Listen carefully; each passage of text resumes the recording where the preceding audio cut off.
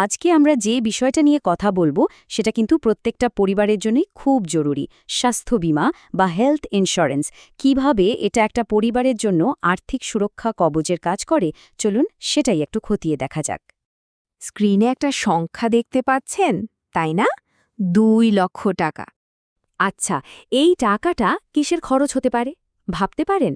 শুনলে হয়তো অবাক হবেন। একটা মাঝারি মাপের বেসরকারি হাসপাতালে মাত্র 3 দিন থাকার খরচ কিন্তু সহজেই এতটা হয়ে যেতে পারে। আর এই ধরনের একটা পরিস্থিতি, মানে হঠাৎ করে আসা একটা বড় অসুখ, কিভাবে একটা গোটা পরিবারকে বিরাট আর্থিক ঝড়ের মুখে ফেলে দেয়, চলুন সেটাই একটু ভেঙে দেখি। এই ছবিটা একবার দেখুন। একদিকে একটা সাধারণ নিম্ন মধ্যবিত্ত পরিবারের মাসিক রোজগার ধরুন না 25,000 টাকা, আর তার পাশে দেখুন ওই 3 দিনের হাসপাতালের বিলটা 2 লক্ষ টাকা। আকাশ পাতাল তফাত, তাই না? এই ধাক্কাটা সামলানো কি আদৌ সম্ভব? আর ঠিক এই রকম একটা কঠিন পরিস্থিতিতেই পশ্চিমবঙ্গের হাজার হাজার পরিবার হঠাৎ করে বুঝতে পারে যে স্বাস্থ্য বীমা বা হেলথ ইন্স্যুরেন্স না করিয়ে তারা কত বড় একটা ভুল করে ফেলেছে।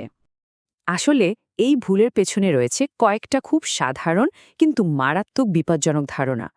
চলুন আজকে আমরা সেরকমই 5টা ভুল নিয়ে কথা বলবো, যা একটা পরিবারকে পথে বসিয়ে দিতে পারে। প্রথমটা তো আমাদের সবার চেনা, ওই যে মনে মনে ভাবা, আরে আমার আবার কি হবে, আমি তো দিব্যি সুস্থ আছি। এই ভাবনাটা কিন্তু খুবই স্বাভাবিক। কিন্তু সত্যিটা কি? সত্যিটা হলো অ্যাক্সিডেন্ট বা ধরুন অ্যাপেন্ডিসাইটিসের ব্যথা কিংবা হার্টের সমস্যা, এগুলো তো আর ক্যালেন্ডার দেখে আসে না, এগুলো হঠাৎ করেই আসে। আর তখনই বোঝা যায় সুরক্ষার দরকারটা ঠিক কোথায়। আর তার ফল কি হয় জানেন? একটা ডেটা দেখলে চমকে উঠতে হয়। আমাদের দেশে প্রায় 60% পরিবারকে চিকিৎসার জরুরি খরচের জন্য লোন নিতে হয় বা ধার করতে হয়। ভাবুন একবার, একটা অসুস্থতা কিভাবে একটা পরিবারকে ঋণের বোঝায় ডুবিয়ে দেয়। আচ্ছা, দ্বিতীয় আরেকটা খুব কমন ধারণা হলো সরকারি হাসপাতাল তো আছেই, তাহলে আবার আলাদা করে ইন্স্যুরেন্সের কি দরকার? দেখুন, সরকারি হাসপাতাল আমাদের স্বাস্থ্য ব্যবস্থার মেরুদণ্ড, এটা নিয়ে কোনো প্রশ্নই নেই। কিন্তু সমস্যাটা হলো অনেক সময় সেখানে বেড পাওয়া বা নির্দিষ্ট চিকিৎসার জন্য লম্বা লাইন থাকে। তখন বাধ্য হয়েই কিন্তু মানুষকে প্রাইভেট হাসপাতালের দিকে ছুটতে হয়। আর সেখানে বিলের মিটার যে কি তাড়াতাড়ি ঘোরে তা তো আমরা সবাই জানি। এবার আসি 3 নম্বর ভুলে। আর সত্যি বলতে কি, এটাই হয়তো সবথেকে বিপজ্জনক ধারণা। সেটা হলো আমার জমানো টাকাই যথেষ্ট, দরকার পড়লে ওখান থেকেই দিয়ে দেব। এই ধারণাটা যে কতটা ভুল সেটা একটা সত্যিকারের ঘটনা শুনলেই পরিষ্কার হয়ে যাবে। কলকাতায় কাছেই থাকেন একজন অটোচালক। একদিন হঠাৎ বুকে যন্ত্রণা, হাসপাতালে নিয়ে যেতেই ভর্তি করে নিল। মাত্র 3 দিন, 3 দিনের চিকিৎসাতেই বিল এলো 2,70,000 টাকা। কিভাবে জোগাড় হলো সেই টাকা? বাড়ির জমানো সোনা বিক্রি করতে হলো, রোজগারের জন্য যে বাইকটা চালান সেটাও বেছে দিতে হলো, আর সারা জীবনের জমানো যা কিছু ছিল সব শেষ, শুধুমাত্র একটাই কারণে, হেলথ ইন্স্যুরেন্স ছিল না। এরপর আসে 4 নম্বর ভুলটা। অনেকেরই মনে হয় স্বাস্থ্য বীমা তো অনেক খরচের ব্যাপার, আমার পক্ষে চালানো সম্ভব না। কিন্তু হিসেবটা কি আসলেই তাই? একটা সাধারণ বেসিক পলিসির জন্য মাসে কিন্তু 400 থেকে 600 টাকার মতো লাগে। একটু ভেবে দেখুন তো, এটা তো মাসে একবার সপরিবারের রেস্টুরেন্টে খাওয়ার খরচের থেকেও কম। আর সব শেষে 5 নম্বর এবং সবচেয়ে বড় ভুলটা হলো সিদ্ধান্ত নিতে দেরি করে ফেলা।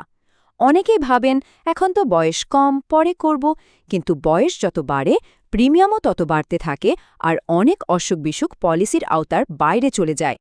তো সমস্যাগুলো তো বোঝা গেল, কিন্তু উপায় কি?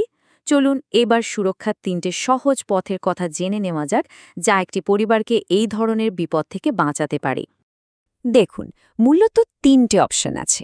প্রথমটা হলো সরকারি প্রকল্প PMGAY, যেখানে বছরে 5 লক্ষ টাকা পর্যন্ত চিকিৎসার সুরক্ষা মেলে। তবে এর জন্য যোগ্যতা যাচাই করতে হয়। দ্বিতীয়টা আমাদের পশ্চিমবঙ্গের স্বাস্থ্যসাথী কার্ড। এটাও বছরে 5 লক্ষ টাকা পর্যন্ত কভারেজ দেয়, আর রাজ্যের বহু বেসরকারি হাসপাতালেই এটা চলে। আর 3 নম্বর অপশন হলো একটা বেসিক প্রাইভেট ইন্স্যুরেন্স। মাসে 500 থেকে 800 টাকার প্রিমিয়ামে প্রায় 5 লক্ষ টাকার কভার পাওয়া যায়। বেশ, তাহলে তো অপশন বোঝা গেল, কিন্তু যে কোনো একটা পলিসি কেনার আগে কোন কোন জিনিসগুলো অবশ্যই দেখে নেওয়া উচিত চলুন সেই স্মার্ট পদক্ষেপগুলো জেনে নিই। যে কোনো পলিসি ফাইনাল করার আগে এই 3টে জিনিস অবশ্যই চেক করে নেবেন। ১.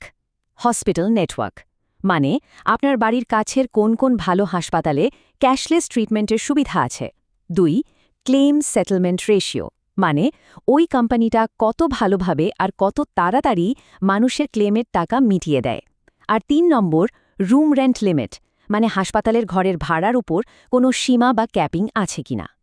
তাহলে পুরো আলোচনার সারমর্মটা কি দাঁড়ালো? এটাই যে হেলথ ইন্স্যুরেন্স কোনো বিলাসিতা নয়, একদমই নয়। এটা হলো একটা আর্থিক সুরক্ষা কবচ, যা শুধু একটা অসুস্থতার খরচ যোগায় না, বরং একটা পরিবারের অর্থনৈতিক ভবিষ্যৎকে ধ্বংস হয়ে যাওয়ার হাত থেকে বাঁচায়।